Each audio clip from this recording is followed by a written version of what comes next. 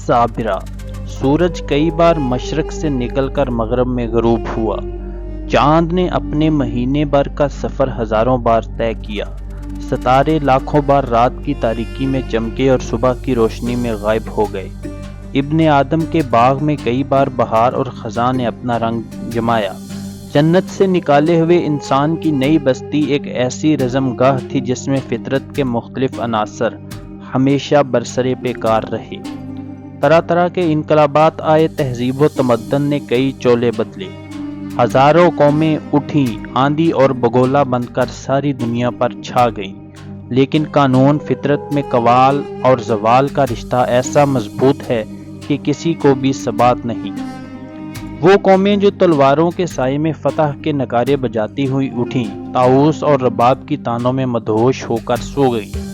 کوئی اس نیلگوں آسمان سے پوچھے جس کے وسیع سینے پر گزرے ہوئے زمانے کی ہزاروں داستانیں نقش ہیں، جس نے قوموں کو بنتے اور بگڑتے دیکھا ہے، جس نے بڑے بڑے جابر بادشاہوں کو تخت و تاج سے محروم ہو کر گداؤں کا لباس پہنتے اور گداؤں کو اپنے سر پر تاج رکھتے دیکھا ہے۔ ہو سکتا ہے کہ وہ ان داستانوں کے بار بار دہرائے جانے سے کچھ بے نیاز ہو گیا ہو، لیکن ہم یقین کے ساتھ کہہ سکتے ہیں کہ صحرا نشینان عرب کی ترقی اور تنزلی کی طویل داستان میں جو ربا مسکوں کی تمام داستانوں سے مختلف ہے، اسے ابھی تک یاد ہوگی۔ اگرچہ اس داستان کا کوئی حصہ بھی دلچسپی سے خالی نہیں، لیکن اس وقت ہمارے سامنے اس کا وہ رنگین باب ہے جبکہ مغرب و مشرق کی وادیاں، پہاڑ اور صحرا مسلمانوں کے سمند اقبال کے قدم چوم رہے تھے، اور ان کی خارش گاف تلواروں کے سامنے ایران اور روما کے سلطان عاجز آ چکے تھے۔ یہ وہ زمانہ تھا جب کہ ترکستان، اندلس اور ہندوستان کی سرزمین مسلمانوں کو قوت تسخیر کے امتحان کی دعوت دے رہی تھی۔ بصرہ سے کوئی 20 میل کے فاصلے پر سرسبز و شاداب نخلستان کے درمیان ایک چھوٹی سی بستی تھی، جس کے ایک سیدھے سادے مکان کے صحن میں صابرہ، ایک ادیڑ عمر کی عورت، عصر کی نماز پڑھ رہی تھی۔ دوسرے 3 بچے کھیل کود میں مصروف تھے، 2 لڑکے اور 1 لڑکی۔ لڑکی نے ہاتھوں میں لکڑی کی 2 چھوٹی چھوٹی چھڑیاں پکڑی ہوئی تھی۔ لڑکی غور سے ان کی حرکات کا معائنہ کر رہی تھی۔ بڑے لڑکے نے چھڑی گھماتے ہوئے چھوٹے کی طرف دیکھا اور کہا، دیکھو نعیم، میری تلوار۔ چھوٹے لڑکے نے بھی اپنی چھڑی گھمائی اور کہا، میرے پاس بھی تلوار ہے، آؤ ہم جنگ کریں، تم رو پڑو گے۔ چھوٹے لڑکے نے جواب دیا، تو آؤ پھر۔ بڑے نے تن کر کہا۔ معصوم بچے ایک دوسرے پر وار کرنے لگے اور لڑکی قدرے پریشان ہو کر یہ تماشا دیکھنے لگی۔ اس لڑکی کا نام عذرا تھا۔ چھوٹے لڑکے کا نام نعیم اور بڑے کا نام عبداللہ تھا۔ عبداللہ نعیم سے 3 سال بڑا تھا۔ اس کے ہونٹوں پر مسکراہٹ کھیل رہی تھی، لیکن نعیم کے چہرے سے ظاہر ہوتا تھا کہ وہ واقعی میدان کارزار میں کھڑا ہے۔ نعیم وار کرتا اور عبداللہ متانت سے روکتا۔ اچانک نعیم کی چھڑی اس کے بازو پر لگی۔ عبداللہ نے قدرے غصے سے آ کر وار کیا۔ اب نعیم کی کلائی پر چوٹ لگی اور اس کے ہاتھ سے چھڑی گر پڑی۔ عبداللہ نے کہا، دیکھو اب رونا مت۔ میں نہیں، تم رو پڑو گے، نعیم نے غصے سے لال پیلا ہوتے ہوئے جواب دیا، اور زمین سے ایک ڈیلا اٹھا کر عبداللہ کے ماتھے پر دے مارا۔ اس کے بعد اس نے اپنی چھڑی اٹھا لی اور گھر کی طرف بھاگ کھڑا ہوا۔ عبداللہ بھی سر سہلاتا ہوا اس کے پیچھے بھاگا، لیکن اتنی دیر میں نعیم صابرہ کی گود میں چھپنے کی کوشش کر رہا تھا۔ امی، بھائی مارتا ہے، اس نے کہا۔ عبداللہ غصے سے ہونٹ کاٹ رہا تھا، لیکن ماں کو دیکھ کر خاموش ہو گیا۔ ماں نے پوچھا، عبداللہ کیا بات ہے؟ اس نے جواب دیا، امی، اس نے مجھے پتھر مارا ہے۔ تم لڑے کیوں تھے بیٹا؟ صابرہ نے نعیم کے سر پر ہاتھ پھیرتے ہوئے پوچھا۔ ہم تلواروں سے جنگ کر رہے تھے، اس نے میرا ہاتھ توڑ دیا، پھر میں نے بھی بدلہ لے لیا۔ تلواروں سے؟ تلواریں تم کہاں سے لائے؟ یہ دیکھو امی، نعیم نے اپنی چھڑی دکھاتے ہوئے کہا، یہ لکڑی کی ہے، لیکن مجھے لوہے کی تلوار چاہیے۔ دے دو نا، میں جہاد پر جاؤں گا۔ کمسن بیٹے کے منہ سے جہاد کا لفظ سننے کی خوشی وہی مائیں جان سکتی ہیں جو اپنے جگر کے ٹکڑوں کو لوری دیتے وقت یہ گایا کرتی تھیں، اے رب کعبہ، میرا یہ لال مجاہد بنے اور تیرے محبوب کے لگائے ہوئے درخت کو جوانی کے خون سے سیراب کرے۔ نعیم کی زبان سے تلوار اور جہاد کے لفظ سن کر صابرہ کا چہرہ خوشی سے چمک اٹھا اور اس کے رگ و ریشہ میں مسرت کی لہریں دوڑنے لگی۔ اس نے فرتے ان بساط سے آنکھیں بند کر لیں۔ وہ ماضی اور حال کو فراموش کر چکی تھی اور تصور میں اپنے بیٹے کو نوجوان مجاہدوں کے لباس میں خوبصورت گھوڑوں پر سوار میدان جنگ میں دیکھ رہی تھی۔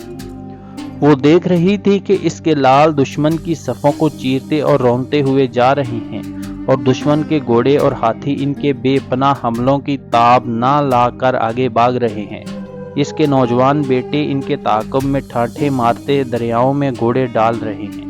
وہ دشمن کے نغرے میں کئی بار اٹھ کر گرتے ہیں اور بالآخر زخموں سے نڈال ہو کر کلمہ شہادت پڑھتے ہوئے خاموش ہو جاتے ہیں۔ وہ دیکھ رہی ہے کہ جنت کی حوریں ان کے لیے شراب طہور کے جام لیے کھڑی ہیں۔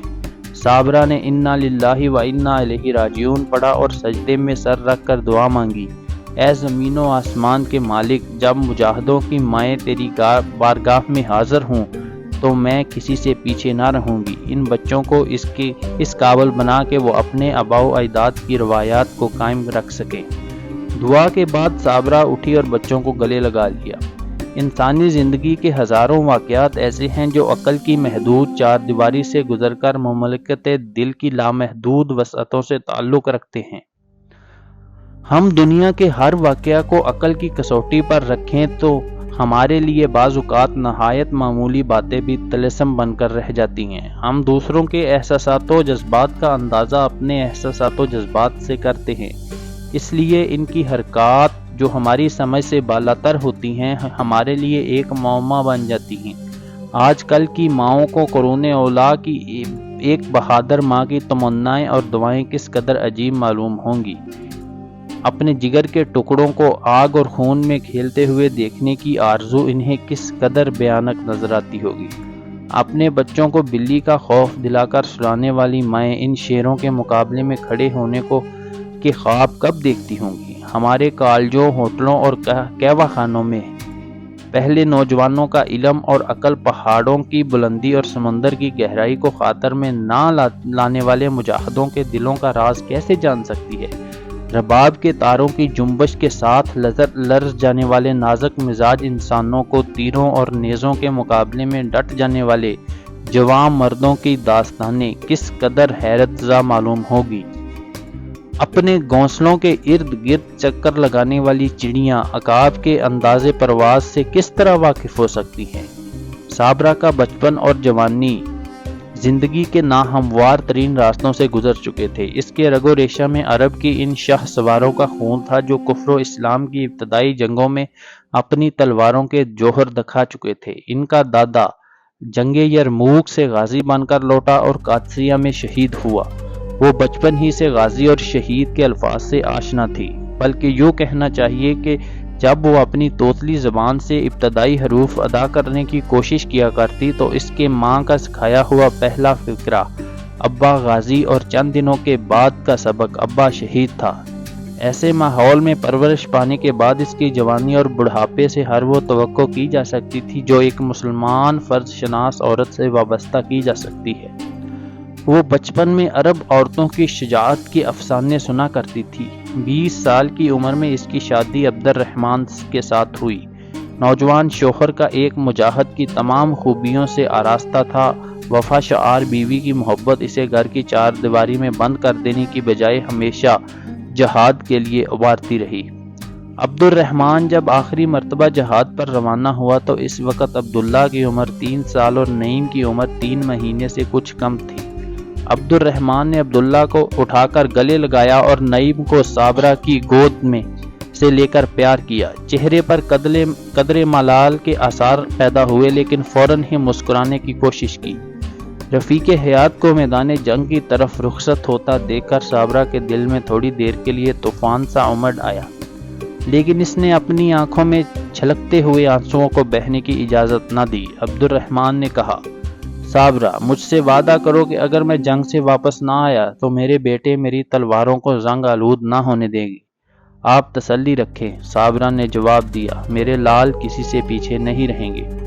عبد الرحمن نے خدا حافظ کہہ کر گھوڑے کی رکاب میں پاؤں رکھا اور صابرہ نے اس کی رخصت ہونے کے بعد سجدے میں سر رکھ کر دعا کی، اے زمین و آسمان کے مالک، اسے ثابت قدم رکھنا۔ جب شوہر اور بیوی صورت اور سیرت کے لحاظ سے ایک دوسرے کے لیے قابل رشک ہوں گی تو محبت کے جذبات کا کمال کی حد تک پہنچ جانا کوئی نئی بات نہیں۔ بے شک صابرہ اور عبد الرحمن کا تعلق جسم اور روح کا تعلق تھا، اور رخصت ہونے کے وقت لطیف جذبات کو اس طرح دبا لینا کسی حد تک عجیب معلوم ہوتا ہے، لیکن وہ کون سا عظیم الشان مقصد تھا جس کے لیے یہ لوگ دنیا کی تمام خواہشات اور تمناؤں کو قربان کر دیتے تھے؟ وہ کون سا مقصد تھا جس نے 313 کو 1000 کے مقابلے میں کھڑا کیا تھا؟ وہ کون سا جذبہ تھا جس نے مجاہدوں کو دریاؤں اور سمندروں میں کودنے، تپتے ہوئے صحراؤں کو عبور کرنے اور فلک بوس پہاڑوں کو روندنے کی قوت عطا کی تھی؟ ان سوالوں کا جواب ایک مجاہد ہی دے سکتا ہے۔ عبد الرحمن کو رخصت ہوئے 7 مہینے گزر چکے تھے۔ اس بستی کے 4 اور آدمی بھی اس کے ہمراہ گئے تھے۔